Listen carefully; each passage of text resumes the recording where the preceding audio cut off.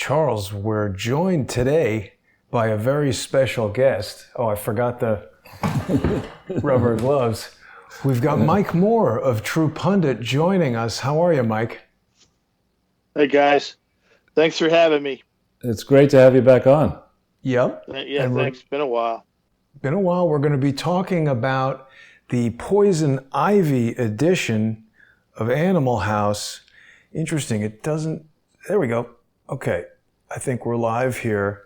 So, Mike, last night we had a fantastic episode of More Pain. You were dropping some bombshell news that's been repeated today on the Thomas Paine podcast. Do you want to catch us up for people who might have missed the show, what you've been finding out about Harvard and this news that you've been dropping? Boy, it's, I guess I can capsulize it, being that I talked about it pretty much for 5 hours straight last night. I have a funny story. We did that show last night, Charles, and it was like 2 hours. You know how sometimes these things can run a little while. And then I said, okay, well, I'm pretty fresh, so I'll do the podcast, the front part of the podcast where I talk about Harvard. And I talked for 45 minutes after the show and into a microphone, and I looked over and I wasn't recording anything. So that was oh, man. That happens. But I mean, I was on a roll. I was like, this is really good. And I look over, I'm like, okay. I forgot to press the recording button. So we had to do it all over again. But okay, so we found a number of things coming from a number of well-placed people. One is that Dr. Lieber, Charles Lieber, who was arrested on late January and indicted for some relatively minor things he was indicted for compared to some of the other things that we're hearing. Okay, so he was the dean, the chairman of the Harvard's chemistry and biological departments, okay, and a heavyweight guy, obviously, when it comes to chemistry, biology, and nanotechnology. And so he was being looked at during the Obama administration by the feds, and they passed on him. So that's one thing. And then he was just arrested in January. So we're going back. We're going back a ways. It was during Eric Holder's tenure as Attorney General. So I don't know, what is that, 6 years we're going back? So they passed on that. So that's one thing. The second thing is the feds say he made like $1.74 million from China. Those numbers are way off. Right. Now, where those numbers come in, we don't know. But it's hard to say. We don't have subpoena power. But the guys that we're talking to say those numbers are lowballed, way lowballed. Okay, so if you want a ballpark, let's just say 12, 13 million. Okay, from the Chinese that he was being paid. On top of his grants. That's fine. Yeah. On top of his grants he was getting from the NIH, which I think his institute, he had his own institute, the Lieber Institute of Research and things. I think that they were funded by a $15 million grant. Okay, so that's the second thing. The third thing is, and I'm not really going in the order of importance, I'm just going in the order that I can recall. The third thing is that he was indicted along with two Chinese nationals who had some affiliation with Harvard and research and being grad students and Chinese students that come over. And we're finding out that and one of them was arrested at Logan Airport in Boston with 21 vials of a biological material in their sock. Flying Good spot. to better than the underwear. Well, I mean, hey, you got at least they're getting better at this. Flying to China, getting ready to fly to China. So they picked up that individual, and now we're learning that there's been dozens, and I'm being nice and I'm being conservative, dozens of these so-called students that probably have a definitive ties to the government, the military of the People's Republic of China, as well as the Intel community that have come and gone through this revolving door with Lieber and possibly others at Harvard. So that's another thing. And then this all ties into a massive amount of cash influx through the years from Beijing, from China into Harvard. Some might be illicit, like the money they were paying Lieber, and Lieber might not be the only person that is on the payroll there. And we're talking about billions of dollars that they've contributed either legally or through foundations and this is up Charles' alley with this. They created something called the China Harvard Fund, and that's got, I don't know, roughly 120 billion in it, 120 million. I'm sorry, 120 million. So you're getting a picture of the way it was sold to me is that the Chinese have not only bought their way into Harvard and taken control of it, they darn near own a good piece of it, and this is what we're dealing with, and this is the first, like we talked about last night, and what I talked about on the podcast, and what I'm talking about now is, like 45 minutes or last night, and 45 minutes basically would be an opening statement if you were a prosecutor on just laying out what we know so far. And then we'll just continue to pick away at it as time goes on. But no one else is talking about this. That's why I was very intrigued by it. The press won't touch it, obviously. And I think and there's going to be a lot of problems coming out of this, obviously. And the university has to be very concerned that that somebody like me and other folks presumably will catch on to this, and at some level, hopefully. And also, the way it's been pitched to me is the FBI is looking at all this. They have a lot of investigations into Chinese intellectual property theft, and that plays into patent theft. It all plays into this, right? This revolving door that goes through Harvard and the money that's flowing through Harvard. And it's just it's mind-boggling, and I want to see where this goes as far as the feds, because what they're saying to me is some rank and file guys and some mid-level guys are saying this is and Charles might get a kick out of this in a kind of a strange way, an insider's view. It's probably too big to actually do anything about it, just like the Clinton Foundation. Although there might be some things happening. The Clinton Foundation, I was hearing today, that I have to firm up that I'll share with you guys privately before we do anything with it. That's very interesting, but on the investigation. But what do you do with something like this? Like the mid-level guys know that some of this stuff is too hot. They probably never see the light of day. So now it's starting to come out my way, and that's where we're at. Yeah, so on the question of corruption and Harvard, staying narrowly on Harvard, the problem that I see with this place is that it has strayed so far away from its original mission, which was to educate ministers in 1636, 1650, to now you look at the campus here, and the undergraduate portion of it is a tiny piece of the puzzle. Around the undergraduates, you have John Paulson's engineering school, you have a medical school, you have a law school, you have a business school, you have a public health operation, and then you have all these professors who make a lot of money.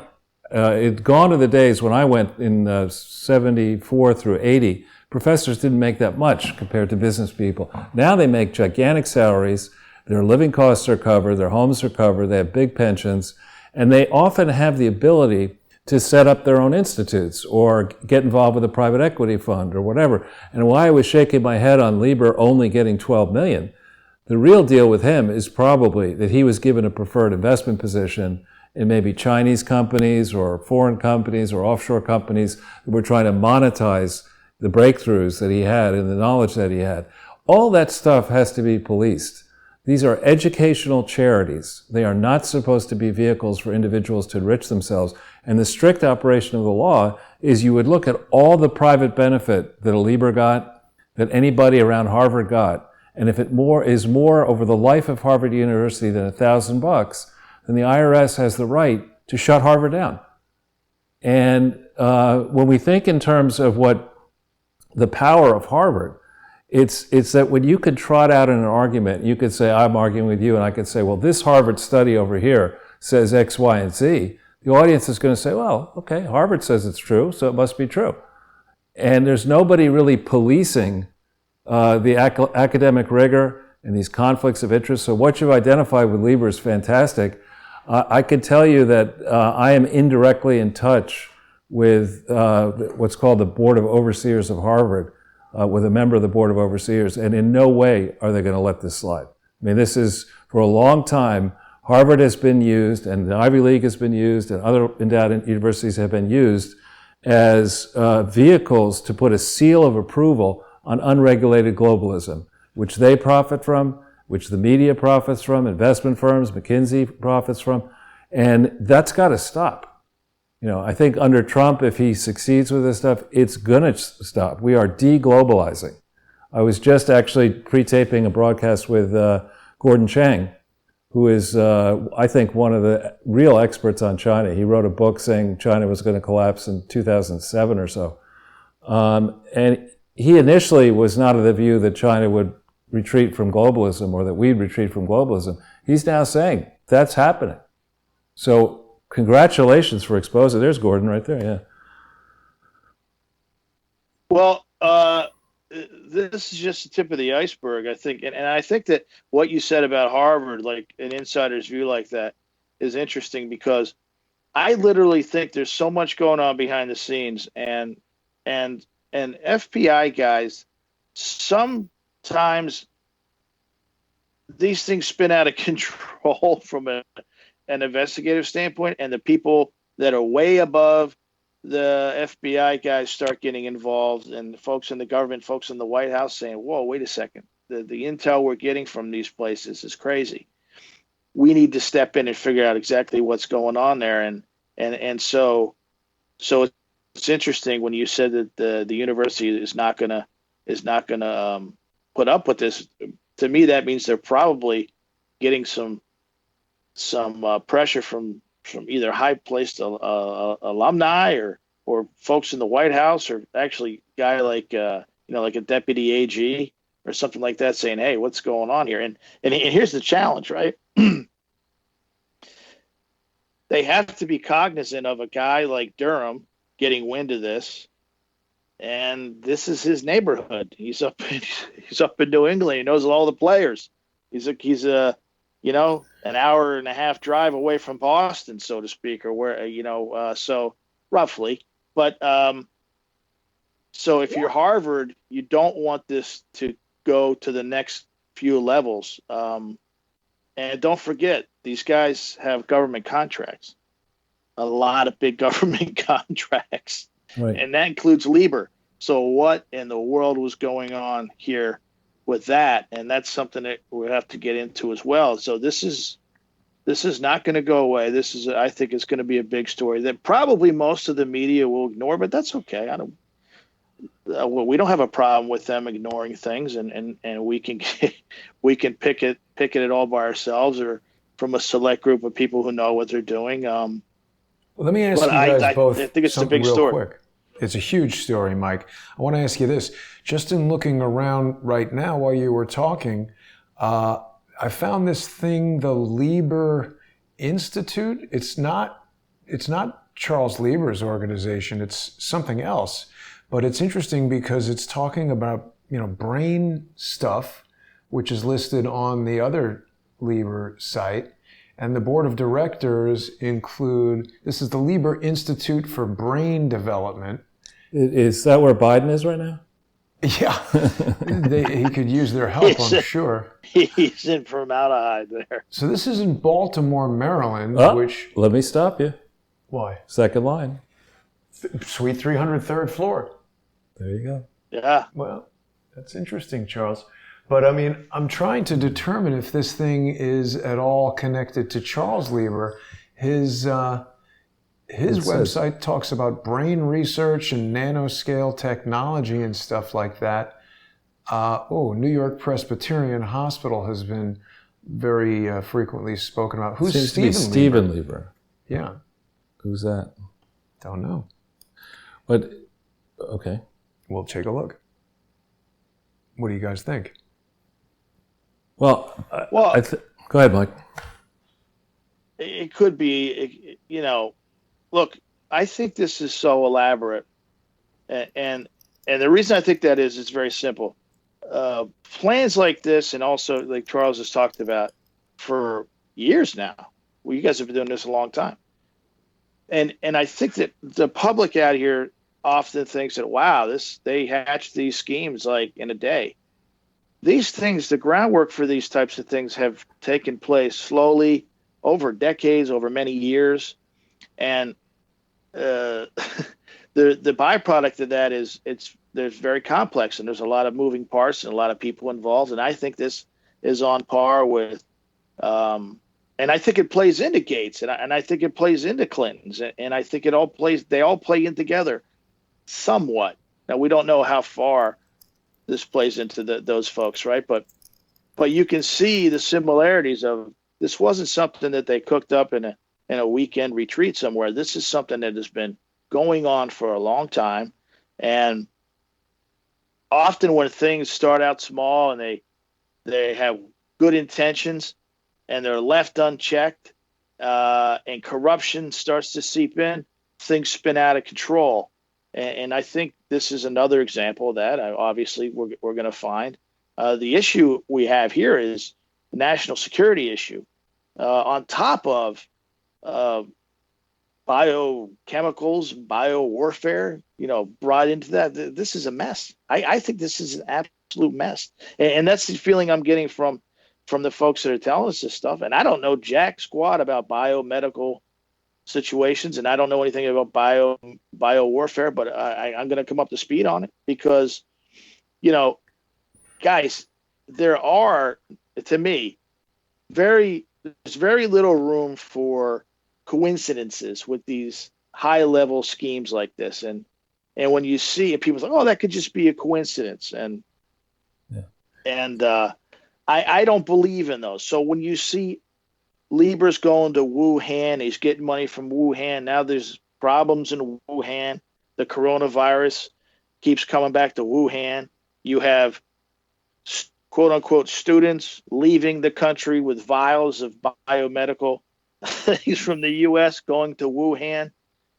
And I'm not saying, and people who have connected Lieber directly to the development of the coronavirus have gotten shot down. And I think that's probably at this stage not a bad thing because there's not really anything linking him directly. But that doesn't mean that that's going to necessarily stay true in the future when you start turning stones over. So I think this is big, and it's unfortunately it's another black eye on the FBI.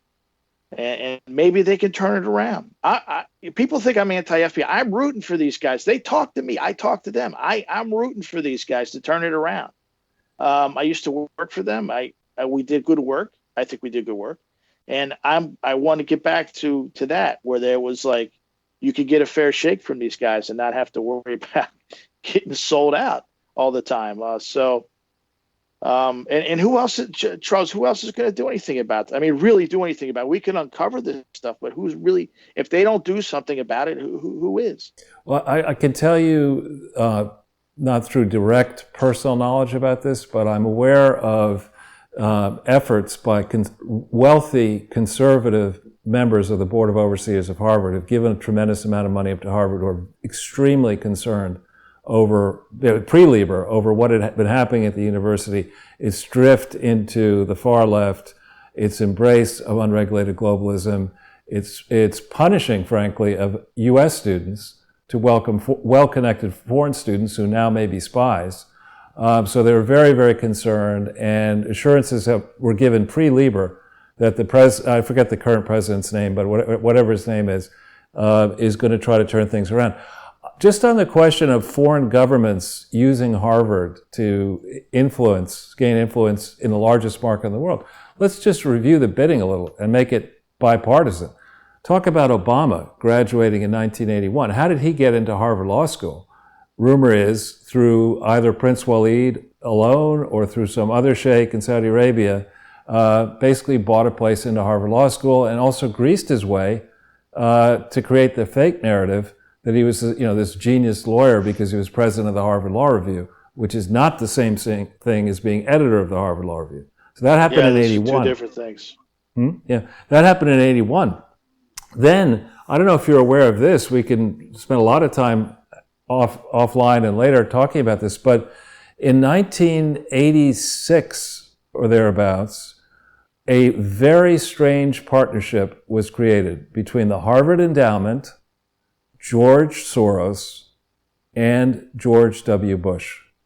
And what they did is they teamed together to put together, in 1986 and 7, you'll remember, oil prices tumbled after 1986 because we changed the tax laws, and those tax laws no longer favored drilling and depreciation, stuff like that. So yeah, there you have it. This strange coalition got together, George Soros, the Harvard Endowment, and the idea was to snap up energy assets whose prices were on the floor, and all kinds of scandals occurred that people have been trying to cover up. To date, the reporting has not been by people who understand investments as well as they need to, so they don't really see what was going on. But there is a motherload of scandals involving Harvard, Harken Oil, how Harken Oil was financed. George W. Bush went out to Little Rock after 1986. They needed $25 million. He met with Stevens. His father was the Vice President of the United States, then the President of the United States. Stevens sent him over to Switzerland to get $25 million in a private placement for Harken. That document is redacted, but it's available. And some of the names of the donors, the investors at this crucial period in 1990, thereabouts, are people you would not want to be associated with as the future President of the United States. They are hostile interest, not necessarily funders of Al-Qaeda and funders of ISIS, but that type of person. And so you look at it, that's another case of the university, falling in love with George Soros, a wealthy investor, and his contributions, and falling in love with, messing around in politics and not policing this, not saying, hang on, the role of Harvard is to educate students. It is not to make professors and institute people and private investors richer than they already are. It's to make sure that we get the best crop, a good, nice crop of students who want to learn. Not only the people with the perfect scores and grades, but maybe people who have problems and, with tests and grades, but are fundamentally even smarter than the ones with good grades. Get them together, have the talented professors actually interact with the student. That stuff doesn't happen at Harvard. These professors are too busy concocting deals. So there you have a case of Obama and foreign interests. You have a case of Bush and foreign interests. Then you get to Clinton. There's a guy called Paul Farmer, who some hold him out as a modern-day Albert Schweitzer. I think he's a fraud and a con artist. He got together and created this institute called Partners in Health, loosely affiliated with Harvard.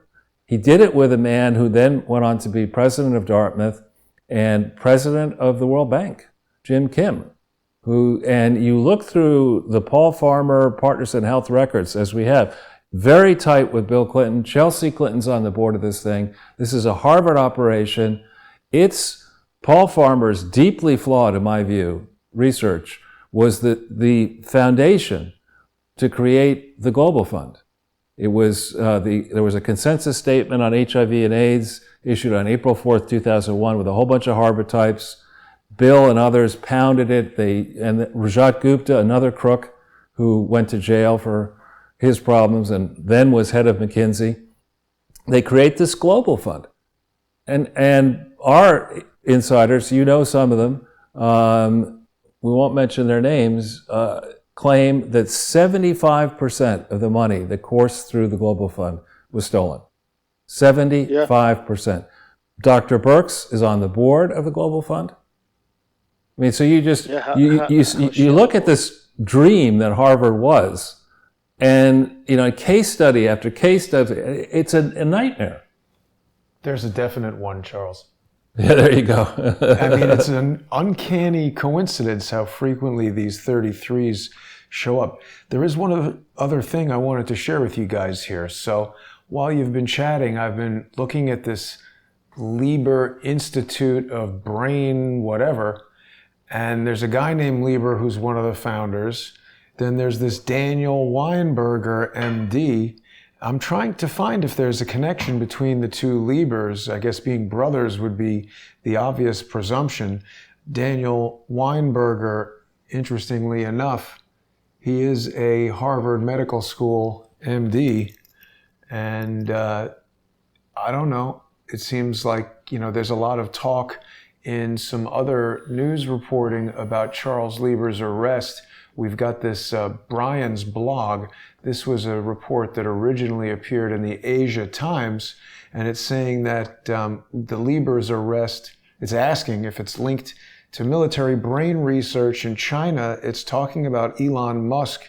I think a lot of people are aware that Elon Musk is developing a neural interface called Neuralink, which does use nanowires and all kinds of things that allow electronics to interface with neurons in the brain in a way that has never been done before.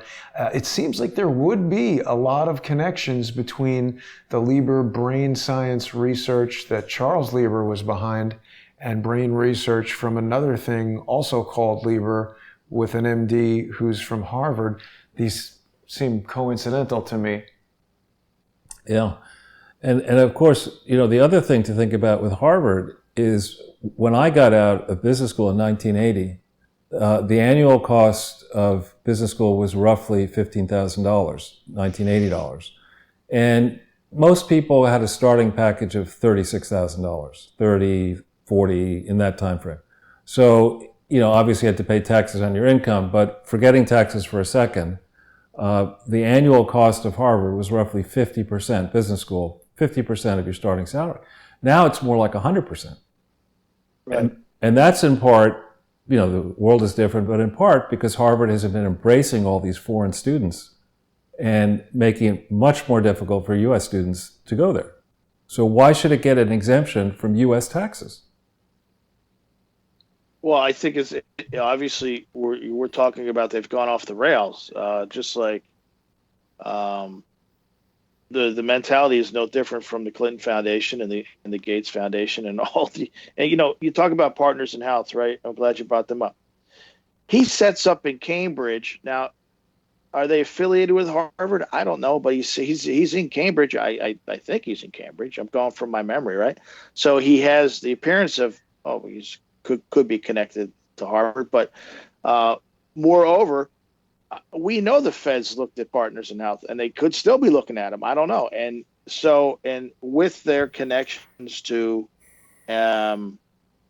many different things, I don't want to get too much into it, but I know for a fact that they looked at those guys too, and I don't know if that's still ongoing, right? Because that's something I'd have to tackle. But when you say Partners in Health and you start dropping names like that, I'm familiar with the IRS CID specifically, those feds, not necessarily just the FBI. There's more than just the FBI when it comes to criminal investigations. So how do these guys keep sticking and moving and without getting the cuff slapped on them is beyond me.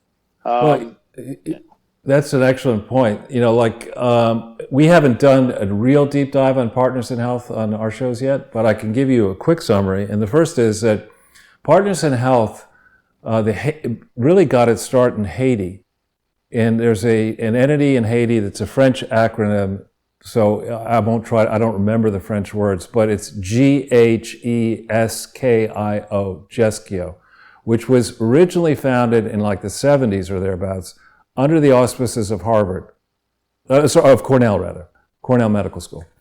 Now, Paul Farmer only graduated from Harvard, I want to say Harvard Medical School in the 90s, like 1990. He got one of these real brainiacs who got an MD and a PhD, either one of those would be enough for me and beyond my ability, but he got them both.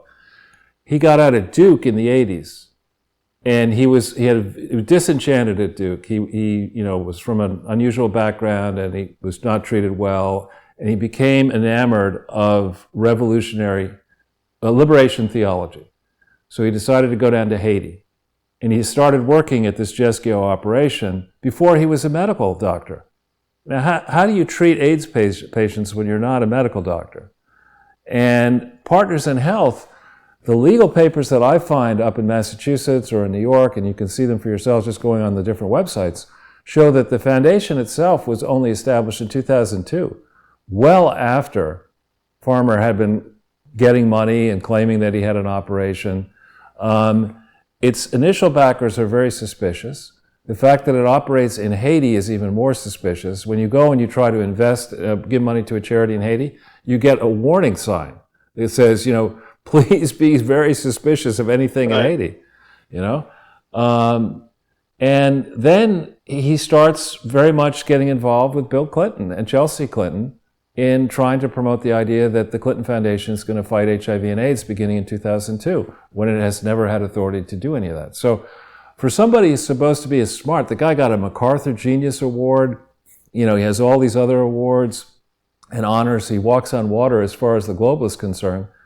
I check the simple math of his work. The Lancet paper that was issued, I want to say, in August of 2001, is an argument to set up a trust fund for people with HIV and AIDS. But it doesn't have enough money in the trust fund to pay for the people who would survive an HIV treatment, whose lives would be extended. It asks for far less money than you'd really need. It's basic arithmetic, So I think a deep dive needs to happen on Partners in Health, on the Clinton Foundation's relationships to Partners in Health back and forth. What medicines was Partners in Health using to treat HIV and AIDS? Were they using Ranbaxy drugs in the period when those drugs were not, valid? Lots of questions. It's one level. When you reach you're looking at this stuff, you think you've got it figured out, and then you find out that there's a whole nother subfloor, and you fall through that floor, and you're like, now we have to start all over again. There's all these different levels, and for like Partners in Health is just one. And I also would be curious to see what kind of money USAID is pumped into those guys, or what kind of money is going back and forth between USAID. I always flag them as like, well, let's see what USAID is doing, and then we have a pretty good indication that there's probably some kind of a criminal front. Right. And I know that sounds cynical, but time and time again, it's proven correct. So, and the funny thing is too, talk about this time frame of Libra. I just want to throw this out there before I forget it, because I remembered this late last night, way late. I think it was like 3 or 4 in the morning. The time frame we're talking about with these Chinese visas, right? Students coming back and forth from the State Department. That's Hillary Clinton. She would have been Secretary of State. So if there's any problems getting visas or anything, no problem. Hillary's there. She'll smooth it over. So, and then you add in the fact that now you look at the Clinton Foundation, and also, I've had meetings with congressmen who had massive flow charts. I mean, I don't even know how they got these things printed. They're not public, but I'd like to get a copy of these and show them to you if I could, of the technology, the intellectual property, and everything that the Clintons sold out the back door of the White House to the Chinese when Bill Clinton was president. So you look at all this, and it's like I say, these things take years to develop. And it started with his presidency and his relationship with the Chinese and her relationship with the Chinese. And there's public records on donors, bundlers giving too much money, Chinese. And I've tracked a number of those folks in my career too. And they all seem to lean toward giving money to Democrats for some reason, but that's neither here nor there right now. But the massive amounts of things that we don't even know, that not even public, I would presume are probably still classified, a lot of the stuff that I was shown, right? Of it's mind-boggling. And all the flow charts of what company, what Chinese company has U.S. involvement, and it's like, wow. And I look at that, and somebody's put this together through the years, and I say, why wasn't anything done about it? And that's what a lot of Congress folks too, who have gotten out of Congress. Another guy in Philly, Kurt Weldon, that I've met with, Congressman Weldon, who put a lot of work into this too. Why did the Clintons get away with selling the country out, selling the plans for jet fighters and other things to the Chinese, right? Intellectual property. How did this happen? And it's mind-boggling to get a 360 degree view of this instead of just, oh, well, Harvard's this, Harvard's that. Now Harvard plays into that. And I just wanted to bring up that they're bringing people over on these visas as students, and these are not students. This is what I'm being told. These are folks linked into the Chinese intel apparatus and the Chinese military. So Lieber's running like, I call them spy kids, although they're not spy kids, but I think it encompasses exactly what was going on there. He was running, I think, from what I'm being told, and we're going to develop this. And we already talked about it, so it's out there. Spy kids. He had like a spy ring. And that's what he was being paid for, and also to go over to Wuhan to make sure whatever concoction they were working on had his thumb of approval, because the guy knew what he was doing. He's just one of the top guys in the United States. I'm sure he had far more skill than anybody in Beijing at what he was doing, and that's why he was paid, and that's why he was bribed. He was bribed, and he told the feds, "Nah, I'm not connected to these guys." And they, and they said, "No, we have the payments. You're getting they're saying $50,000 a month plus $1 million, flat fee expenses." And what I'm being told is that's chicken scratch. This guy really cashed in, and they don't even know where all of his money is either. Yeah. At this point. So this is a mess. Yeah. Well, to put another dimension on it, two other dimensions. With the Clintons, this China stuff started in Arkansas. It started with the Riyadi family and the Lipa group, who were, I think, ultimately backed by the Chinese. And they very astutely looked at Arkansas and said, this is a place where we can get our hooks into a rising star like Bill Clinton and keep those hooks there and exploit them even more when he got to Washington, D.C. So I think it goes way back then. And I also would note that with regard to Harvard, you have this issue of Harvard Business School being used with their case study method as a way to create, to reinforce trends. So a big trend in the 80s and 90s was outsourcing. And a key person who was promoting that was Rajat Gupta, who convinced GE to outsource all of their back office stuff to India, to New Delhi, and create a company called Genpact. Once GE did that, everyone else said, well, if GE's doing it, we can do it. And so a whole bunch of our trade secrets and data is in India and not under our control anymore. Yeah. And, he was also very much, I don't think that's a different guy. But he works for Genpact. Rajat Gupta is like John Smith. It's a common name, but this is not the same guy. But Genpact is the same Genpact? I know, but it's not the same guy. Okay. Yeah. No, but it is the same company, I believe. Look at that, New York. Yeah, and New Delhi, though.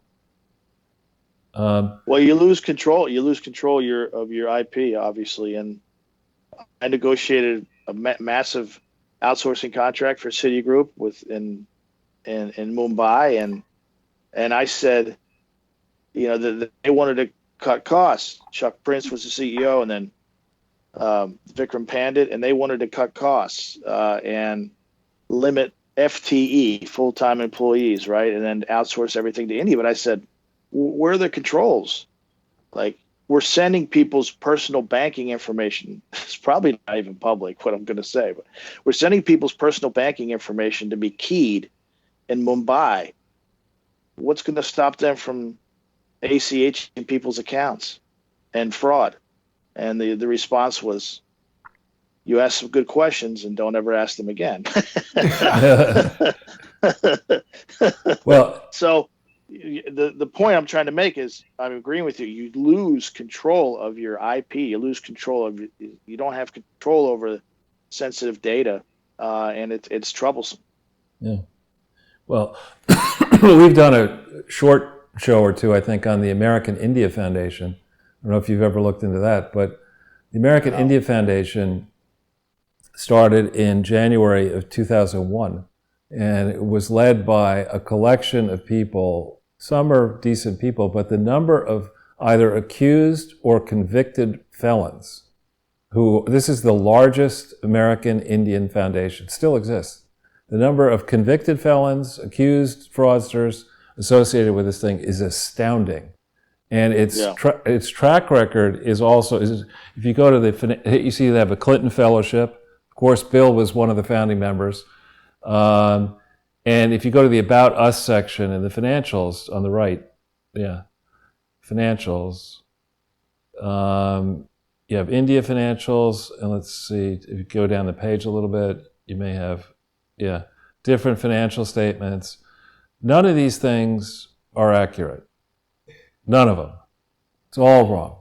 And they are all out there. This is like the premier social thing. If you want to curry favor with folks in India, you go to one of these, they have city fundraising events, and the most prominent Americans of Indian background and foreign Indians will be at these social gatherings, and they'll talk about their good works and how much of our valuable data and technology and know-how is being siphoned out of this country through the American India Foundation. It's staggering. When I was looking at patents that come, that I think the Crimson did something a few days ago on the number of Chinese, and they were very harsh on the university. I was surprised that they ran. It ran at length. They had a chart in there that showed the number of patents in China that have just skyrocketed, and they were saying, hey, this stuff could, I think they were alluding that this stuff could, obviously be a direct, in other words, folks come over here, they work, and then they go back over to China, and they have all these patents all of a sudden. Well, U.S. patents have pretty much flatlined. They have a regular steady pace, but the massive spike in China, and is that coming from these quote unquote grad students that, by the way, are not just at Harvard, they're all over the place. Right. And if China has infiltrated Harvard, we'd be very naive to think that they haven't played this out in other places, including other institutional and higher academia, including, although it's not connected to education, Washington, D.C., obviously.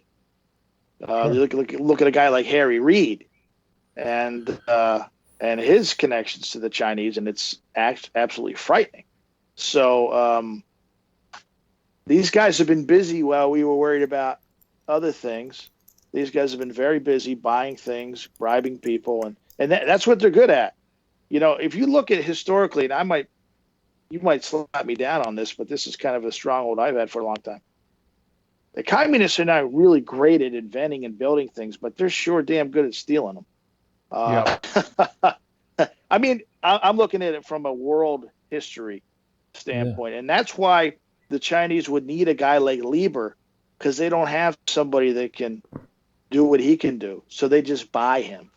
And then, and an important point about Lieber and anybody else, and one thing I learned very early on that was one of the most surprising things I learned about fraud and people who commit fraud and people who commit crimes. Normally, they don't start out on that path. Right. There's a handshake, there's payments, and everything. It's above board. And then they get corrupted, and they figure, well, I'll take 25 grand. I'll take 50 grand just this once because I need it and I'll never do it again. And that starts Right. a path. So there's not necessarily bad people when they start out, but they make bad choices and they continue to snowball and grow into something that is out of control by the time it's over. And I think that's probably indicative of most people. You get caught up in these things. If you watch American Greed or things like that, they depict these guys as complete scoundrels, but most of them, I would say, with the exception of the Clintons and other folks, right? Most of them don't start out that way, and it's just these folks get their hooks into you, and then they slowly corrupt you. It takes a long time to corrupt a person, and I think that's what we're seeing with Lieber, and I think that there's probably a lot of other nervous people around the country that are on the payroll too that are looking at Lieber and saying, "Jesus, am I next?" Yeah, I mean, to pick on Yale for a bit, there is a famous program called Yale in China. It goes back decades. So Yale has long had close ties. Yale students would go over and teach in China, and all the major endowed universities try to have some sort of presence in China and India, in the Middle East as well, when the oil kingdoms were seemingly going to dominate the world. And I don't think they're cynical enough at these places about what's really going on. I mean, you have these starry-eyed globalists who want to go with their 13 Blackberries to Davos and here and there, and collect accolades, give papers, and collect prizes as well. And there doesn't seem to be anybody powerful enough to say, "Now, wait a minute. Do you realize what you people are doing is you're using in a tax-exempt format. You're allowing the wealthiest people in America to limit their tax bills by making grants to programs that are going to destroy this country." I mean, why is that a valid use of tax-exempt authority? It certainly isn't. Take Yale for a second. I talked about this a little bit. The Clintons, and in particular Ira Magazine, are really good at flattering people and figuring out how to get them, push them into a higher place. So they reached out to this professor, Elizabeth Bradley, who is now the president of Vassar, in 2004 and 5. And they got her and Yale to do this program in Ethiopia with Tedros. And, that bolstered Tedros' credibility. He went from being health minister without an MD to foreign minister to global fund. Now he's head of the World Health Organization, in part because of Yale, in part because of the American taxpayer. And now the person who's behind all this is the president of Vassar. The system where outsiders can't discipline the endowed universities has to stop. It absolutely has to stop. Well, we're seeing that it's gone out of control. I mean, this guy we call him around here in the office a warlord. He's like the village warlord, and he's running the World Health Organization, right? He's threatening the president overtly or covertly. Some people could argue. You better unbelievable. Better not cut off our funding. It's going to be a big problem. It's like, what? Who is this guy? Most of the people in America is like, who's this guy? Exactly. What's his background? You look into his background. Tony Soprano heading up the World Health Organization. It's frightening. This guy is frightening, and the problem is, Charles, if you move this guy out of that position, another similar individual of the same ilk would move right in. Yeah. Like, hey, let's get rid of him, but you might not even like the next guy. Could be worse. And so, yeah, I'll tell you, I am flabbergasted by the level of corruption that we're seeing in the government medical community. Now, I knew the FDA was always problematic, okay, but I never really paid much attention to the CDC and the NIH, and so that's been stunning in the last several weeks. That getting a glimpse of that, and then this on top of that is probably even more stunning. To think that these guys And I think, and to me, and I know it's early, I see the potential here for massive damage that has already been done to the country, and the challenge is to isolate some proof and figure out exactly what's been compromised. And I think that would be one reason the feds don't want to really do anything with this, other than charge some students. One is in Beijing; they can't get to the one person. And not a lot of people know that. They think that two people were arrested. Two people were indicted. Two Chinese nationals were indicted, but they're never going to get their hands on the other person. The person's already in Beijing. So I think it's to the point where there's been so much damage done. If this does go public and people start poking around, it would be devastating. And I think to a place like Harvard, they have to be concerned about exactly how much of that damage was done. And I know from talking with people today, I don't have the hooks at Harvard that you have, but I know that from talking to people today, they're very nervous. This podcast has made them very nervous. And because a lot of this stuff they already know. This has been in play. The FBI has been up there poking around since 2018, doing interviews on Lieber and other people, and subpoenaing records, right? So they knew something was coming. And university officials have been interrogated by the FBI. This has gone on since 2018. Now, it should have happened much earlier, like I said, but Eric Holder shut it down. And then I start to think how much damage was done between that letting it go and shutting it down, and letting Lieber really prosper, put him in a position to whatever program, whatever schemes he was running, to really run wild. And it's but my prediction is that it's going to be a very turbulent year and a half for Harvard. More people will catch on to this. The Times will get wind of it. Somebody, it's a little bit too big to ignore. And you can make an argument, they'll be partisan and toward Harvard. Well, perhaps, but this kind of publicity is not good at any level, especially for an institution like Harvard.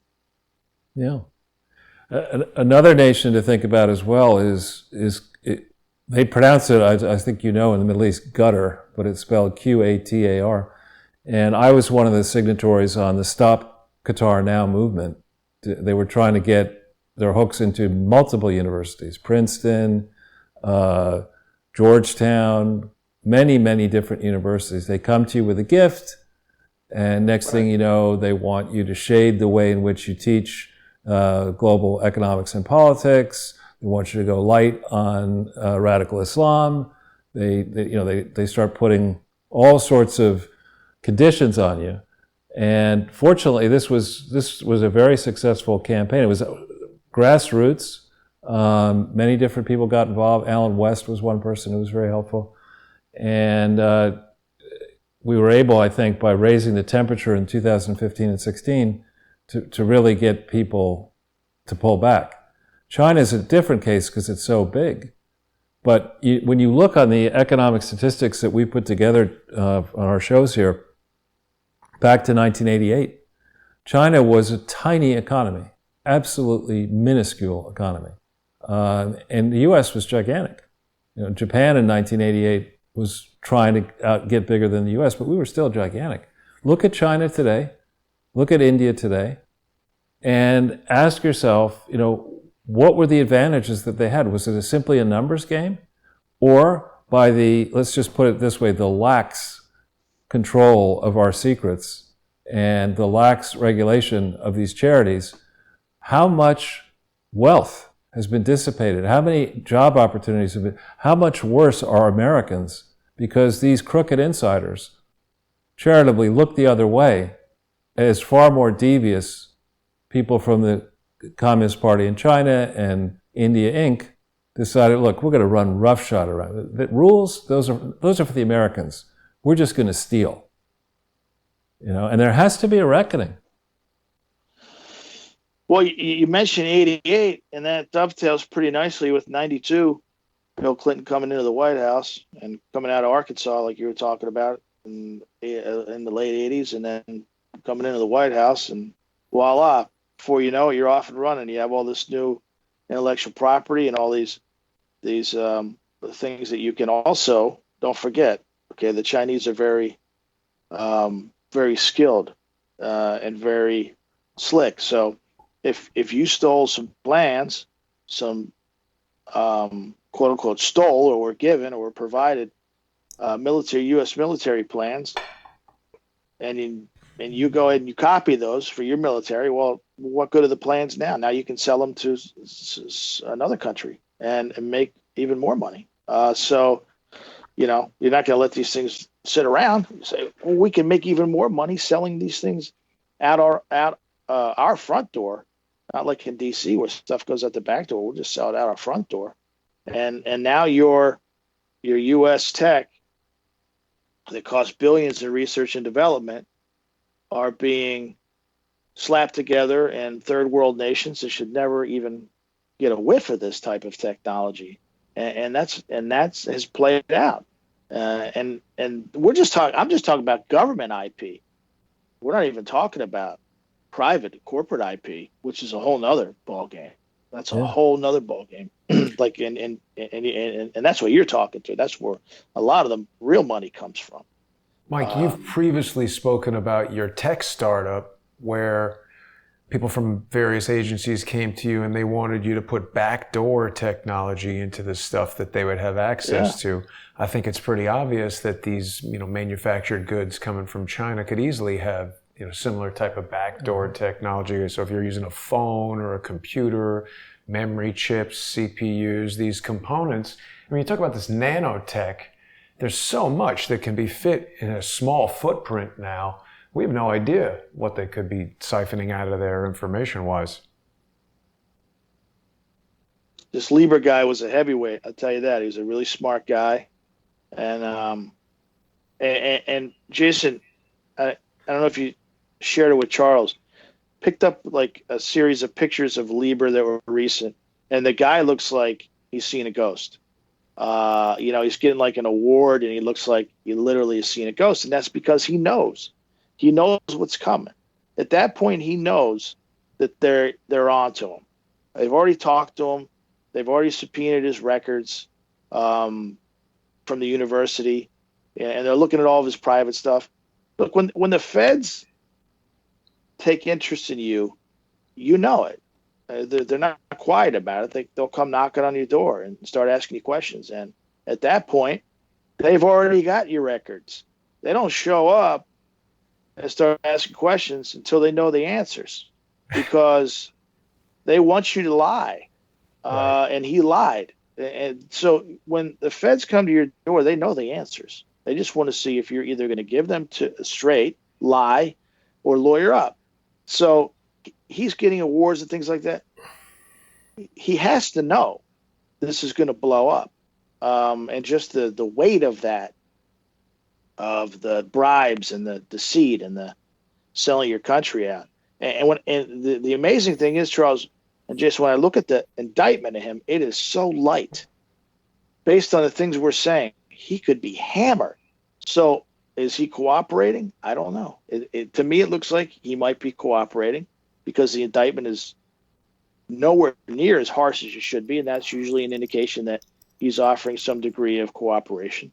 Now, could that be augmented? Could there be an additional counts? Of course, he could be reindicted on additional counts for different things if he doesn't cooperate.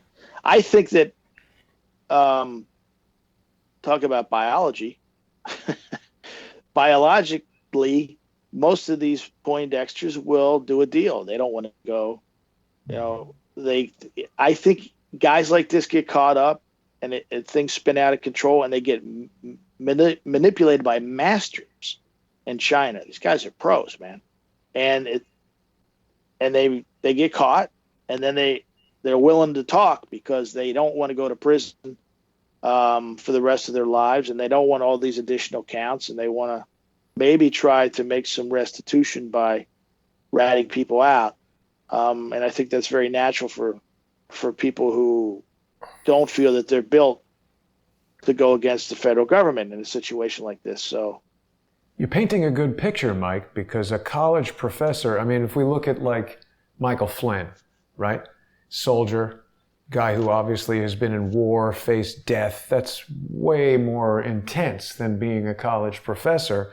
And we see how that kind of debilitated Michael Flynn's life. Are we being naive to presume that a guy who's got contracts with the Department of Defense would take this kind of risk on his own? Not even, I mean, wouldn't he presume that his own benefactors or, it just seems like, is he put out there as a patsy where perhaps elements within the NIH, the DOD, elsewhere, they want him to do this in the same way that Clinton was voluntarily giving stuff to China? Could be. Could be. A good question. What do you think of that? Yeah. Another thing to think about in all this is the timeline. We think about last year, we think about one of the big driving forces of the stock market was whether or not there was going to be a trade deal. When it looked like there wasn't going to be a trade deal, the market tanked, and then Trump was getting all kinds of flack, and then the Hong Kong protests started, I forget when exactly, and I guess these folks got picked up by December of last year.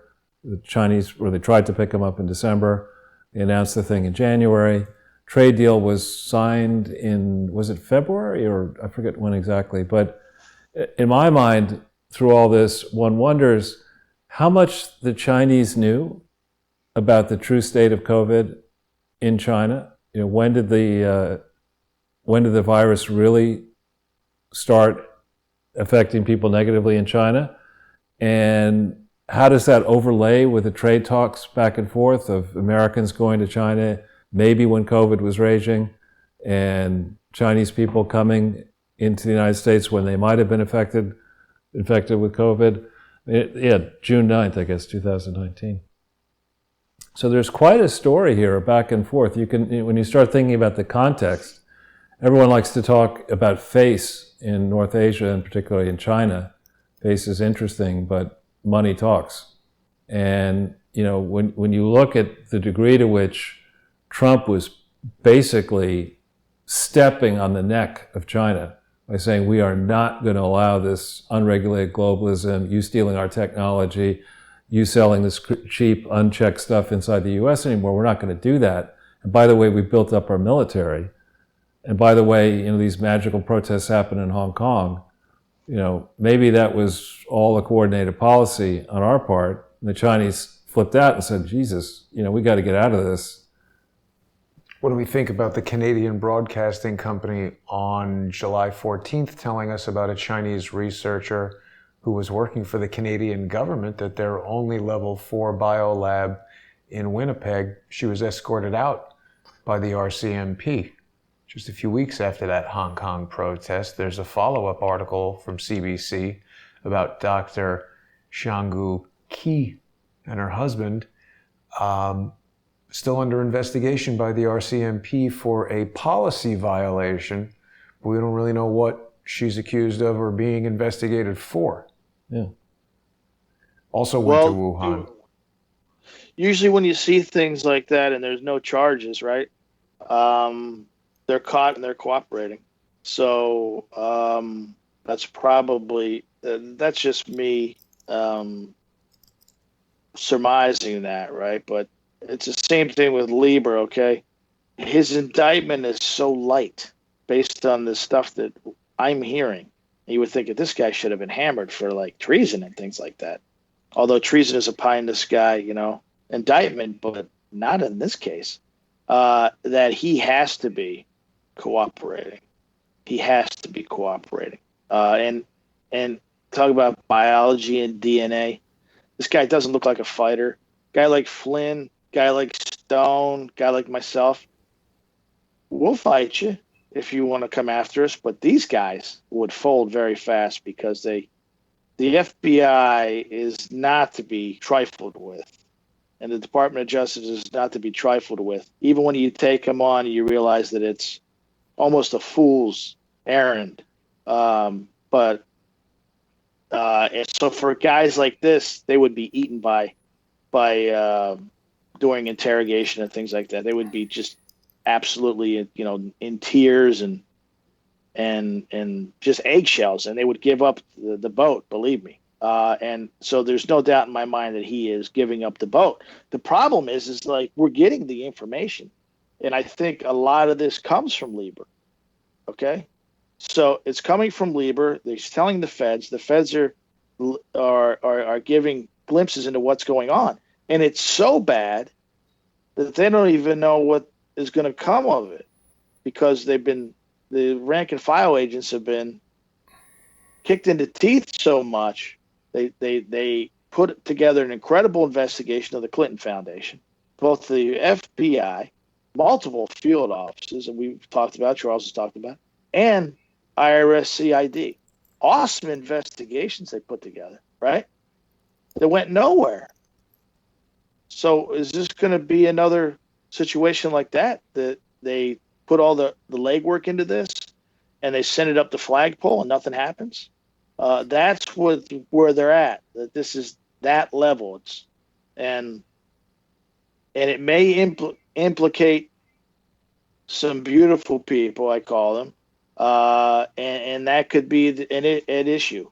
That there are very important people that could be implicated, and they want to protect those people. So, well, on that subject, why is Christopher Wray still the FBI director? I don't know. It's scary, and just basically a couple of major events. You bring up Wray. A couple of major events. One, the way that this situation has played out with Flynn. Just give opposing counsel everything they want and stop hiding things. And if there was a scheme, okay, put it out there. If there's a cancer, cut the cancer out and patch up the patient and get better, right? He won't do that. He won't do it. His scheme is protect the brand. And the way he protects the brand is by covering up things that should be public, that bad things have happened. From sexual assaults to things we see happening with Flynn. And so the question is, too, Charles, a guy who's worth $45 million like Wray, what is he doing there? Yeah. Why would anybody who makes $10, $12 million a year as a trial attorney, not a trial attorney, but just an attorney, why would they go run the FBI? He had a really sweet deal going on in Atlanta. What is he doing? Why do these people give up these massive, lucrative opportunities that they've worked for their whole lives and then come to Washington to work for pennies? I mean, there's so many larger issues, right? So, and the other thing is his handling of Las Vegas. Right? That was like our introduction to Christopher Wray. Oh, don't worry what happened. We're not going to tell you anyhow, and have fun. You conspiracy nuts, have fun trying to figure it out. And so, I don't know the answer to that question, but he's certainly not reforming the FBI from what we are learning on a regular basis. Amazing. Shifting gears a little bit while we have you, are you familiar with the supposed informant who sent a letter to Comey in January of 2016, together with all kinds of information, saying, hey, I'm a high-level State Department employee, and the letter is in the FBI vault file on Hillary R. Clinton and different versions. And I want to go into a SCIF, and I want to explain to you just exactly how Hillary Clinton and others, and when you read the letter, the other is Barack Obama, have been mishandling classified information and behaving as if the State Department is really just a business development operation. And Comey did nothing, absolutely nothing. The man who was in charge of the investigation at the time was last name Giacalone, or Giacalone, however he pronounces it. He resigns suddenly at the end of January 2016. And, this is in the FBI records, right? It's in this file here. These are heavily redacted, but there's thousands of pages that are not redacted. And it gives you enough of a sense that it really did happen. In January of 2016, a State Department employee, a high-level person, puts this dossier together and says, I can't send you everything because it's so sensitive, we have to go into a skiff to go over it. And to my knowledge, they've never done anything about this. How do you explain that? Well, John Giacalone ran the National Security Division for the FBI before he retired, and he was probably one of the most decorated. I think he should have been running the show. A guy like that puts Comey to shame. A guy who's been around and who worked his way up and is not didn't cut his teeth in a law school. Okay, so and he was an attaché in overseas for the FBI, and he ran. I think he ran the Philly office. I think he created a number of offices too, field offices. Whether they were, I haven't read about. Well, we were one of the first people to bring in his name into the picture in fall 2016, saying this guy said he had enough. Did a story in True Pundit called that FBI agents felt that they were used as pawns. I remember that story. If you search Comey and pawns in the search thing, it'll come up. And we introduced Giacalone as a guy who had it. He wasn't happy with the progress, the delays having to do with interrogating Hillary Clinton. There were just delay after delay after delay. They didn't want to interrogate Hillary Clinton, and her lawyers kept getting in their way. And I think he, from what we understand, he said, I'm out of here. This is not going to be an anchor around my neck, my career. I have my time. I put my papers in, and I'm gone. And he was gone. And he put his papers in January, and he was gone by February. And all hell broke loose in May and June and July. When they said, we're not, well, they interviewed her in July, but the months to follow, they said, yeah, we're not going to do anything. Remember Comey's press conference? Yeah, she did some things, but it's not criminal. So, and then, incredibly, talk about the vault. I guess it's in the FBI vault. McCabe was emailing Comey saying, who the hell's True Pundit? And how do they know about, who are their sources on Giacalone? Why is he talking? And they were very paranoid about and we got wind of that. And I said, Jesus, these guys are sitting around talking about us. They don't have anything better to do. This is crazy. We just started this thing. We're like a couple guys, and they're worried about who our heavyweight source is. As McCabe, who's their heavyweight source? And I'm thinking, these guys are really paranoid, and you see that level of paranoia from people who are up to no good. If you're not up to no good or running a scheme or something, and somebody says something, like, whatever, who cares? I'm busy. I got stuff to do. But these guys are very cognizant of all that. So I'm not surprised that they didn't do that, and that probably now that you mention it had another reason why Giacalone left, because he didn't have to leave, and don't forget he was running the investigation of her emails until he left, and they were like, "Yo, you can't leave. This isn't finished." He's like, "You know what? I'm gone. I did my time, and I'm gone." So when you see that, a very smart street level agent to understand, and the way it was put to us is that he felt the Clinton investigation had gone sideways, and he wasn't going to be collateral damage when the walls came crashing down, and they did come crashing down. Obviously, would have hung it around his neck, right? Yeah, well, yeah, just by attrition. It's his baby. So so he was smart, and that's indicative of the moves he made his entire career. He's a very smart cop, and and old school. Right. And old school guys, they don't get along. Charles, you might find some parallels in finance, right? Old school guys and some of the new blood, they don't get along very well because the old school guys know there are no shortcuts. And Right. and in Intel, it's the same way. A guy like John would say, I can't work with these mutts anymore. These guys are like amateurs, Right. and the bureau is politicized. So Well, I think that's another thing for you, I don't know, since we're jumping around a little bit on FBI matters, another thing that's interesting, I think you'll find interesting, there's an FBI vault file on Loretta Lynch's tarmac meeting. And I think there's a couple parts to it. And I was struck when I read it, when it came out, that the tone of the FBI was, the vault file was, how did this, local reporter figure this out? We got to contain this. It wasn't, or is Bill Right. Clinton doing anything wrong?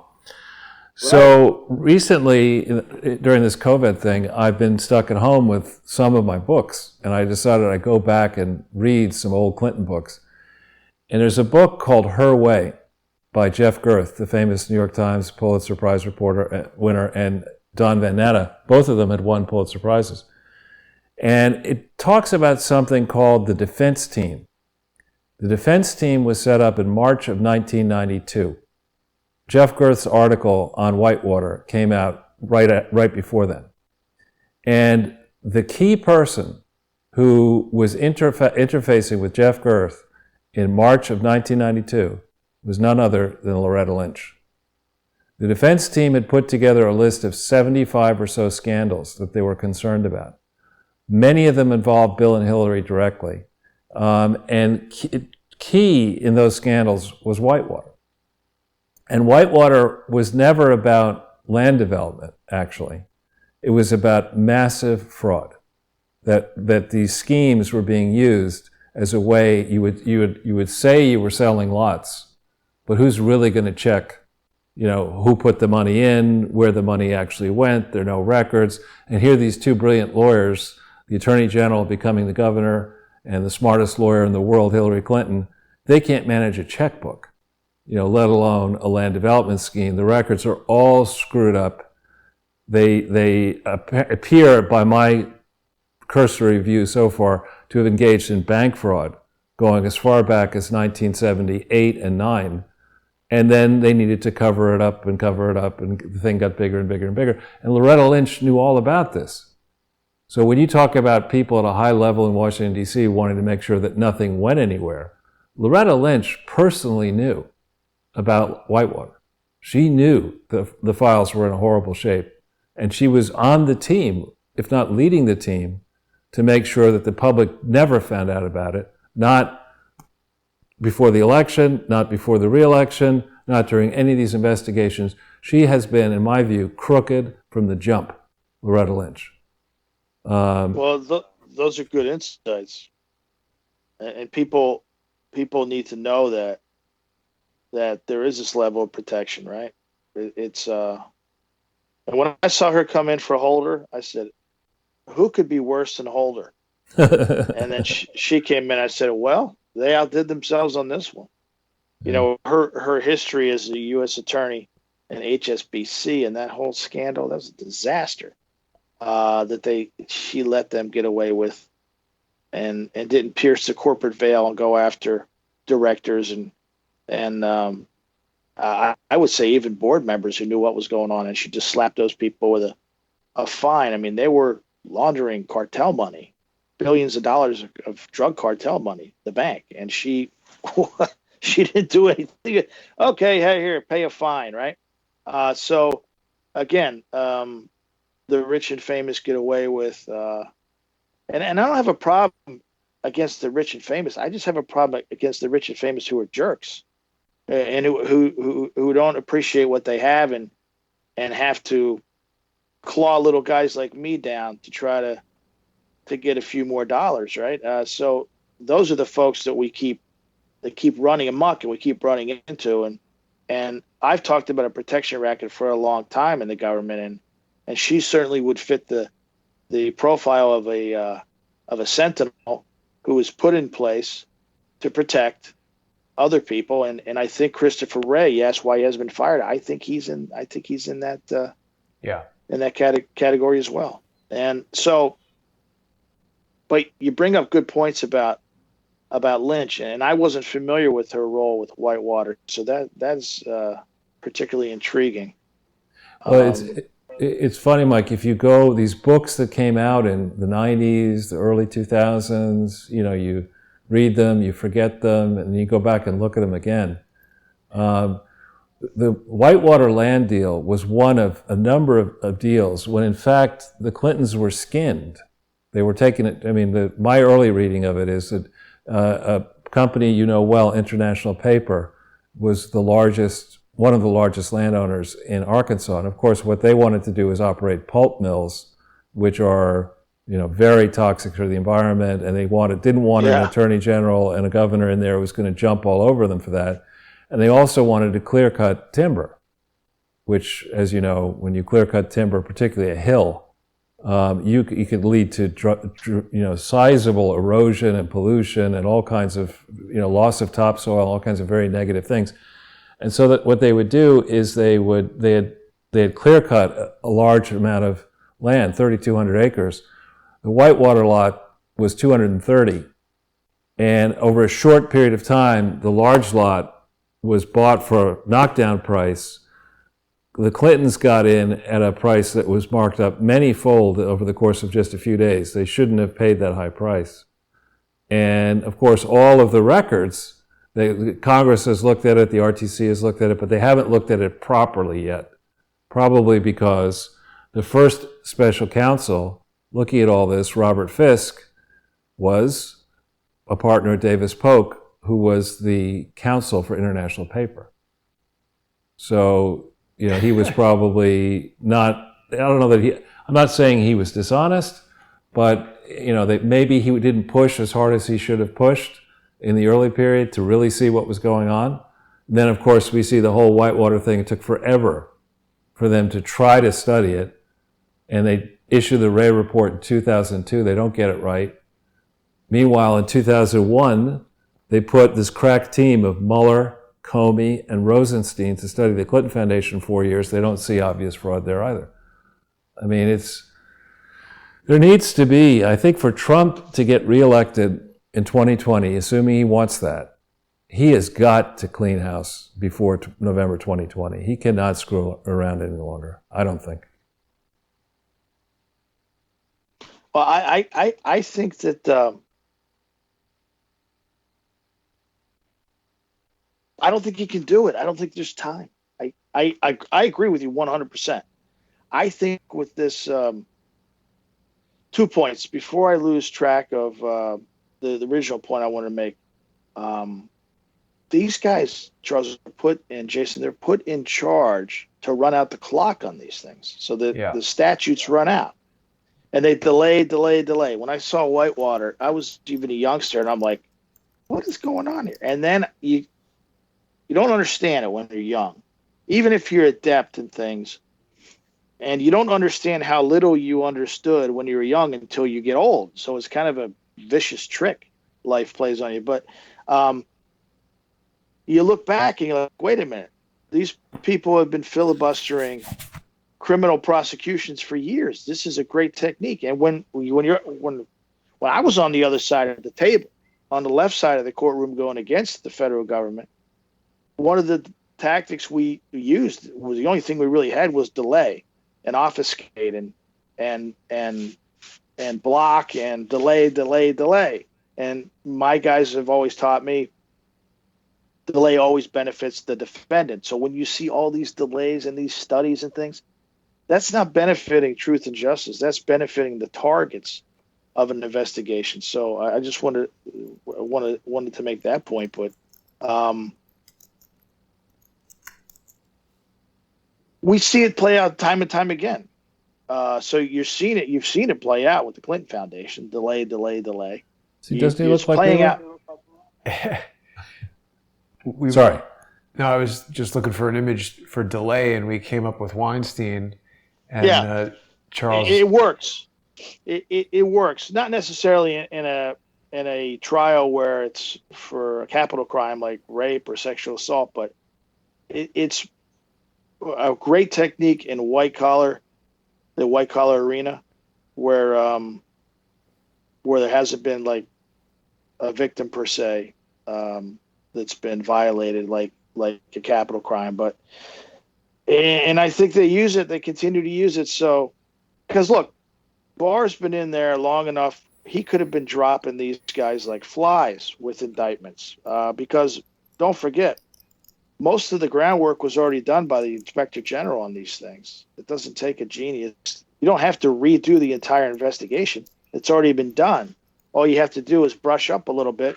When the FBI comes in, they take the IG's intel, maybe conduct a few interviews, and if there's room for if there's reason for an indictment, you indict, and then you go to town and you try to get a plea out of these guys. The FBI guys are not going to go against the DOJ. I don't think they would. I think they would plead out. So he's had plenty of time for that, and nothing has happened. So you're right. If something doesn't happen before November, especially now given the situation, and I don't think exonerating or clearing or pardoning Flynn or whatever is going to do the trick for the president. I think that we have so many economic challenges that are right now on our kitchen table that weren't there before, that are hurting real families and voters all across the country. And most folks are silent whenever you have an economic downturn in your life and you're not doing well. You don't tend to share that with people because you feel a degree of shame and you feel that there's some failure and somehow you're responsible and you don't want to. And in this society of Facebook and social media, you don't see people getting on there and saying, "Man, I bounced another check," and things like that. So you're not, it's like, wow, I can't make my electricity just got shut off. Can you believe it? LOL. So tweeting this so from you're McDonald's. Yeah, exactly. Free Wi-Fi. It's great here, and electricity and heat. So so you're not seeing I think a true composite of really how bad it is out there. And this has just started. The byproducts and after effects of what has happened in the last several weeks with the economy and unemployment I think is going to be felt obviously for leading up to the election. So he might have to indict some people. That could play to the benefit of the people like me and you folks who want to see something done. I don't know. It could, because it just feels like to me, and I don't know if you guys will agree, it's slipping away. There's too much weight on the situation, and I think that unless he gets control of it very quickly, I think it's going to slip away. The opportunity to indict the big fish, you mean? No, I think his chances to get it reelected are slipping away, and he needs to rein that back in and be proactive and stop listening to the people around him that are vipers, giving him chronically bad advice. So our mayor, de Blasio idiot, is releasing and has been releasing prisoners from jails. Yet, I think Roger Stone is destined to report to jail. I thought I saw a report on Friday. He's supposed by as soon as Friday he might have to report to jail. Do you think Trump pardons Stone? I don't know. I think that's a great question. I think Flynn is first. He has to remedy that situation. I think Stone would be an out-the-door pardon, I guess, if something happens, I would think. Unless he just figures it's so hard to predict what President Trump's going to do. But Stone did cut a few corners. So as opposed to, and people say he didn't get a fair trial. Okay, but that's the naivety naivete, whatever you say it. I'm from Philly. I don't know how to say the word. I hear it on TV. Of the American public thinking that all FBI DOJ trials are like you see on television, and they're not. They're inherently unfair when you get to the trial level. They're inherently stacked against the defendant, and almost every single trial. So that just became a public spectacle of how corrupt it can often be. So it's not necessary that he was given a bum steer in court. He was, but every trial is like that. Every trial is stacked.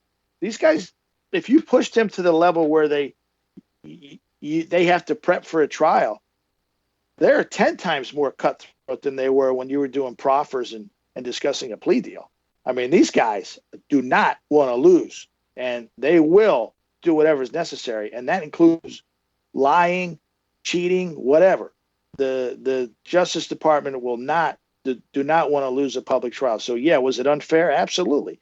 But as I said, that's inherent of the system. In my experience, right? This isn't like everything's not wrapped up in 58 minutes like on SVU and all these things, right? So does he get pardoned?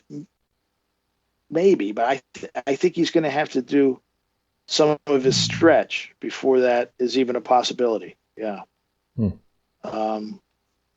But I'd say Sidney Powell's. Yeah. Go ahead, Mike. Yeah, go ahead. I'm sorry. No, I cut you off.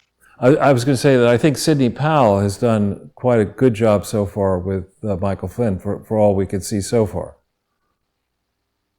All she wanted to do was just get some documents. Right. It's fair. It became almost like, remember that movie Roger and Me, Michael Moore's first movie, where he was following around the CEO of GM, General Motors, and the guy just wouldn't take a nightmare for the guy. For Michael Moore kept showing up at the country club, at these hoity-toity dinners, and he's like, I just want to talk to the guy. Why can't I?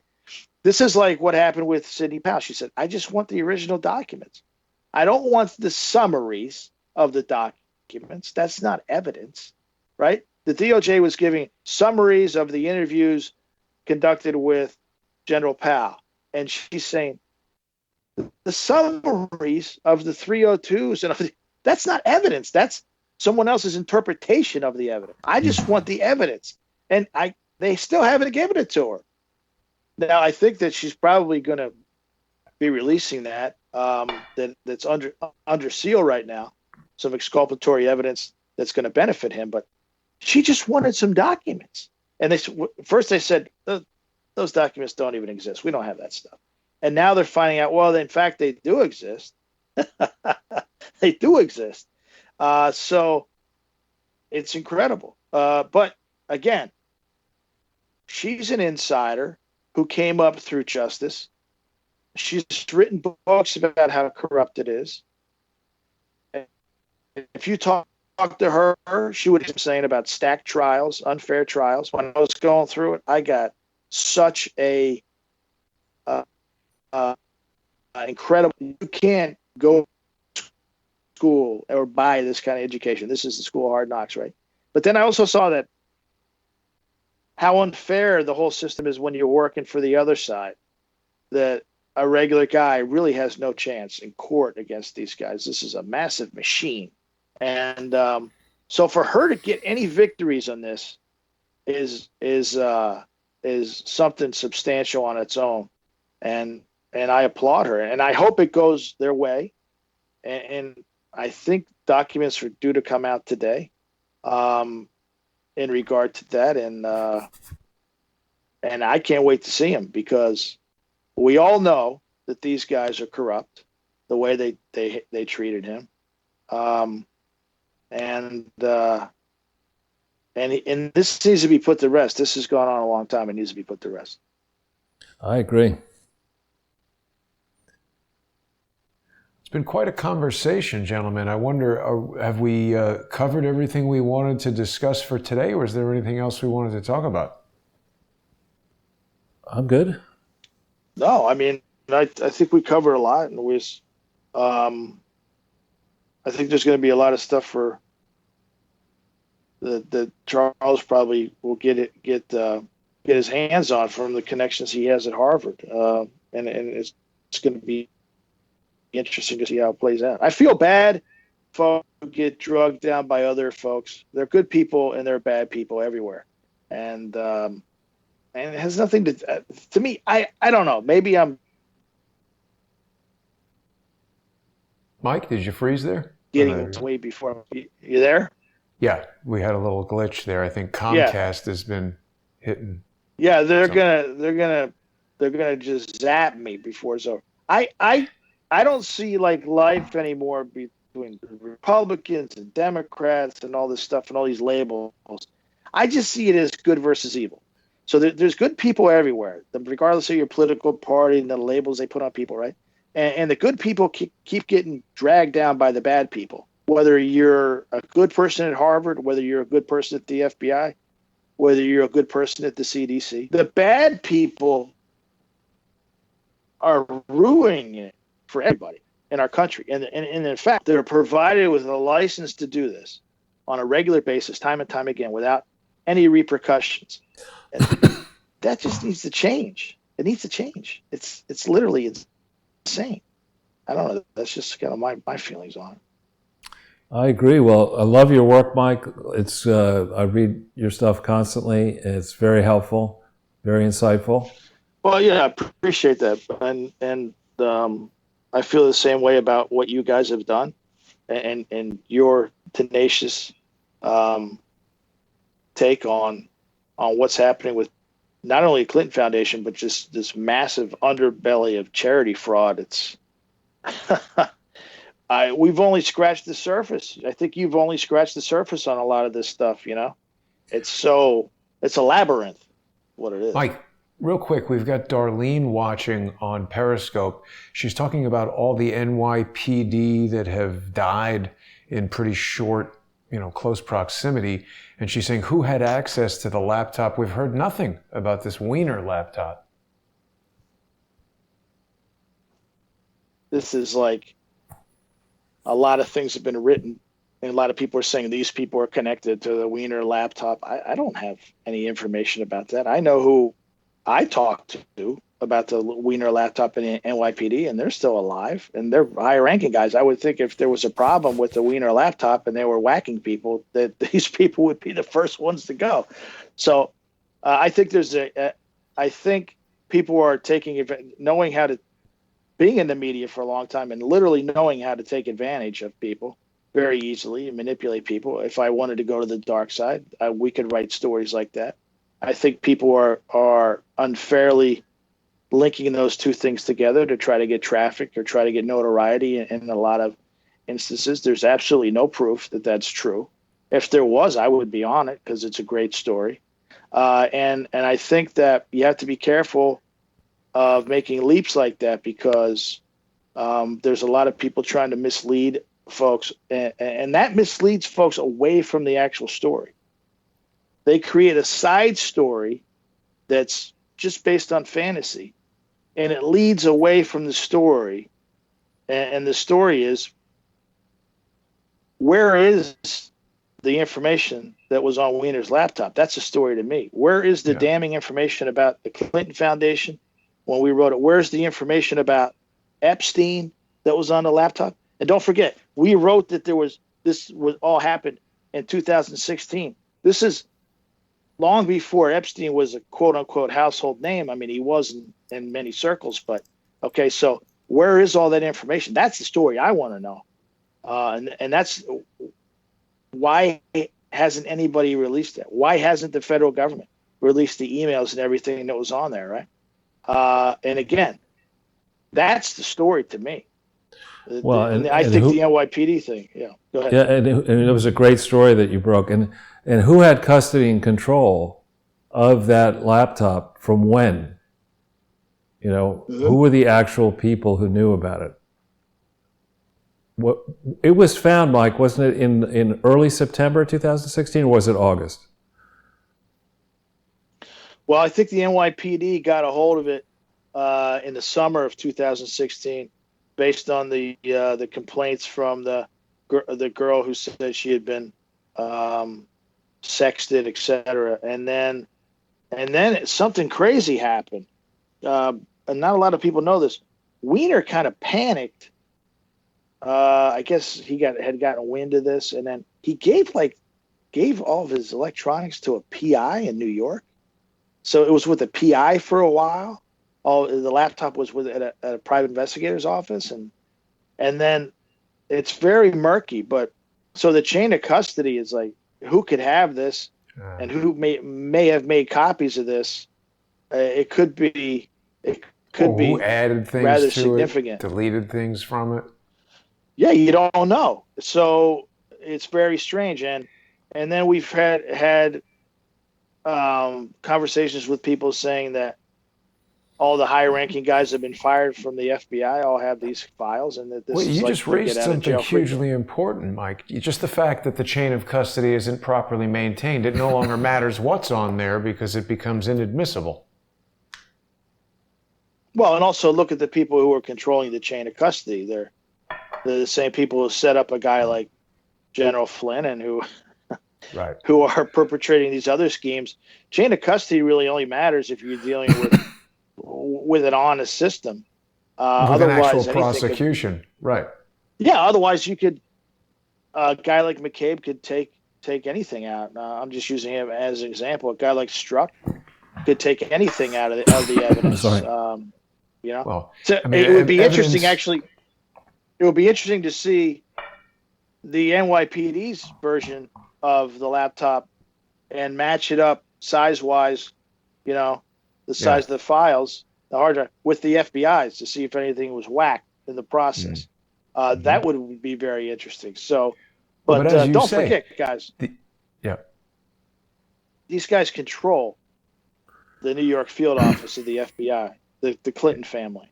So, time and time again. So, I wouldn't expect anything to be released, but folks have to be cognizant of these misreporting of these stories by people who are trying to get a leg up in the media. But it's very hard to get a leg up in the media. It's very competitive, and there's room for manipulation, widespread manipulation.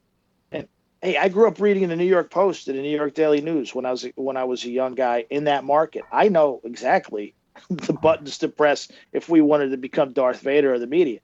You do it very easily. But the problem with that is you have a shelf life, and it's not very long. So the long play is to try to play it down the middle as best as you can, and don't go for the quick kill. So I would be wary of stories like that. I would be wary of but plus there's a massive, just let me throw this in. There's a massive issue all over the country in law enforcement of folks who are taking their own lives. This isn't just about the NYPD. Right. It's widely reported in the NYPD. It's also a massive, but in a lot of other places, because of the negative stigma attached to suicide and law enforcement, it's underreported. It's a big problem in the FBI, yet it goes underreported. So it's front and center in New York because that's the media hub, and word's going to get out, okay? So you're seeing it play out in New York, but it's not necessarily indicative of only a New York problem. I think that the police suicide is a national problem, and I'm not just saying that to try he's covering up. I think the stats are there. But I know when you compare it, talking to people in the FBI, it's been a problem in the FBI for a long time. So it's not necessarily just an NYPD problem. Although, like I said, it can be twisted that way and tweaked that way to make it look like somehow all these people were linked to the Weiner laptop. Although it's impossible for me to say exactly who's linked to it, because again, the chain of custody was broken, and you don't know who gave who to what.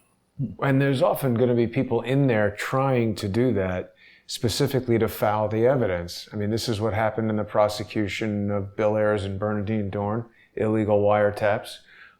Laurel Everly brings her evidence against Imran Awan to the U.S. Capitol Police. They give it to the defense. It almost seems like there could be people embedded in these organizations who are just dedicated to making the evidence inadmissible, but admissibility of evidence only matters if there's actually a prosecution. So it could all be moot. Let me hit you with one more question, Mike, because I know you got a lot to do here. Ron R. He's talking about the WikiLeaks file dump. Do we think this is a dead man's switch? Some people are saying Julian Assange has died. Is this breaking while we've been on the air? Well, no. The WikiLeaks dump happened a few days ago. And people are going through it. It's unclear if it's new information or previous information, but everybody's they released Michael Avenatti for coronavirus, but Julian Assange is rotting there in Belmarsh. Well, Avenatti I'm sure they voted his other inmates probably voted him out of the prison. It's probably voted off the island. He got voted off the island. They said, get rid of this guy right now. But no, I don't know anything about the Assange or the dump. We've been tuned into this other stuff, and that's one of the disadvantages of having a small shop. Having a small shop, we can't grab as much stuff as we'd want to and stay on as much stuff as we want to. So I know absolutely nothing in regard to that. Starting production of the new reality show, Survivor, Rikers Island. Survivor barge. Wow, look at Rikers Island. Yeah. That's pretty wild. This whole thing is the prison? There's a lot of people there, right? I mean, that's amazing. I don't think I've ever looked at this before. There's nothing else on. It's not like, nice apartments on Rikers Island and a prison, right? The whole thing is the prison complex. I think it's all Department of Corrections. I tried to book my in-laws on a vacation trip to Rikers Island. Nice island vacation, right? Yeah, they wanted to go to an island. I said, well, there's a place in New York. Wow. But yeah, it's New York is no joke when it comes to Department of Corrections. What they call New York's finest, right? New York's boldest, I think, is the Department of Corrections. Boldest, right, Rikers. So it's not a place you want to visit in any regard, believe me. So, So one thing to just bring up, because we both know these people, Jason, I wonder if you could put up Larry Doyle's Twitter handle, LW Doyle USA. This is something that Whitey, John Monahan, and Larry have been working on, and they've been doing a service here, providing a link to some of the research that they've found. And their work has now broadened way beyond just the Clinton Foundation. They're very interested in where USAID money has gone.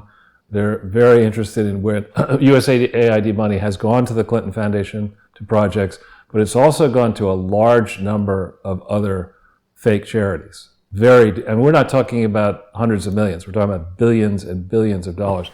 So this is a relatively new site that I think Larry is principally curating. But you might be interested to he's put together this library of publicly available information and also information about their suit. You might find it interesting, and your followers as well might find it interesting. Yeah, I'll tell you, these guys are onto something. In other words, I think they're onto something. Bigger than they actually realize, and that's usually how these things start, right? Because there's a vacuum. The DOJ and the FBI are not doing these things. So these guys figure, hey, we can do it, and we can make some money while we're doing it. So there's nothing more American than that, okay? And now I know of John through DEA because I ran with his crew, not his crew, but the crew that he was a big supervisor with when we were in our 20s in New York, DEA, and he was their supervisor. He was always the guy saying, what is this guy doing in our office? What is Moore doing here? He's a why is the newspaper guy here again? What is going on? How did he get in the building? Right. So, and we're all young, and I'm like, who's this dick? Doesn't he know that we're the men? We're cool. We're all hanging out together. But he had such a great reputation in there because he was no nonsense and he always had his ducks in a row. and he would undress a U.S. attorney. Like he's like a legend in New York DEA. They'll tell you stories where they came out of meetings and he was, and look, the relationship of the U.S. attorney federal agent is always like almost like a parent child, right? The U.S. attorney or the AUSA always says, well, we're not going to do this and we're going to do this. And then Moynihan will go in there and say, F you, we're doing it this way. And you don't know your ass from a hole in the ground. So don't try to dress me down. And the U.S. attorney's like, who is this guy? Who is this guy? That's the guy I know. I know that guy. What is he doing here? And they'd say like, you won't be here long. And he's thinking, you're damn right, because I can't work with you idiots. I have to get out of here. So so he's a real deal. And I've said this before, I would not want him on my trail. And I could be very careful and very meticulous if I'm trying to hide something back when I was on the job, right? I would not want him on my trail, because the difference with a guy like him now, and Doyle is a smart finance guy, so these two together are scary. This is like your worst nightmare. I think if they're on your trail, it's like the worst nightmare, because Moynihan is bright, but where he grew up and where he came from, he's blue collar, man, and he is street smart, and that is a bad combination when you have somebody who's very bright and very street smart, and they can sniff out bullshit very quickly.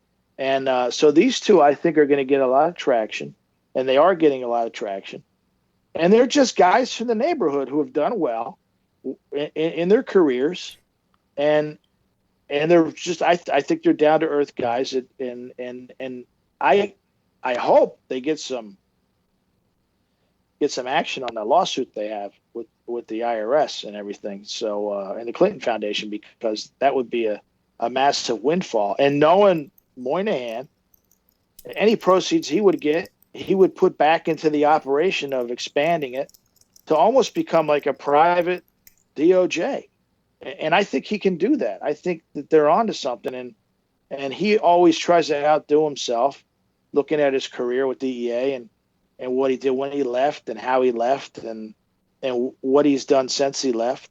I think he would take the proceeds from the Clinton Foundation. I don't know what their cut is. Doyle and Moynihan, it has to be massive cut. Well, it's that whistleblower, when you call the IRS, I think you get 10% or something. It depends on the case and the value alleged or adjudicated to be contributed by the whistleblower. It can range from 10 to 35%. Wow. I would see these guys putting him bankrolling that right back into a bigger operation to go after similar scoundrels, not just in the United States, but all over the world. This guy's a player. I would not want him on my trail, and he's one of the few guys in the business that I respect. Good. Well, they're good people, as are you. And I appreciate Jason, it. Thank you, Charles. I don't know if you have anything. I think that's it. We forgot, Charles, to go over the graphic for today. Let's just do that real quickly. I don't know that I even addressed the name of it, but we're dealing with the Ivy League edition of Animal House, the Poison Ivy League, as Mike has titled his podcast this morning. Harvard University, of course. I didn't adhere too much to the characters from the original Animal House movie, but in this rendition, Bill Gates is John Belushi. He's kind of running the roost. We've got Barack and Michelle escaping from the crazy place. Comey. This scene always stuck with me when I first saw the movie. This might have been the first R-rated movie I ever saw, but James Comey can't quite get it together. He's fallen off the ladder. Hillary's up here doing I don't know what. William Barr is the inept, enforcer here who's been chasing them around the whole time. And I think we were discussing the other day that Al Gore has 2 kids in Harvard. Is that correct? He went to Harvard. He went to Harvard. So he got a D in environmental science, which is... Is that true? I think. That makes sense. I can tell, I didn't go to Harvard undergraduate, but it is very difficult to get a D. I mean, really hard. You would have to take a D on the professor's desk or something to get a D. It's just Well, Charles, Bill's got double Ds. He's been doing that since college days, and he's there. We've got Mr. Epstein with this cool Corvette and his attorney, of course. And then I've got, I almost forgot. How could you forget him? Mueller. Yes, I put him in there thanks to Mike's excellent report on last night's episode of More Pain. People can see that. If they're not sponsors, they can get onto patreon.com/truepundit, patreon.com/crowdsourcethetruth, and subscribestar.com/crowdsourcethetruth.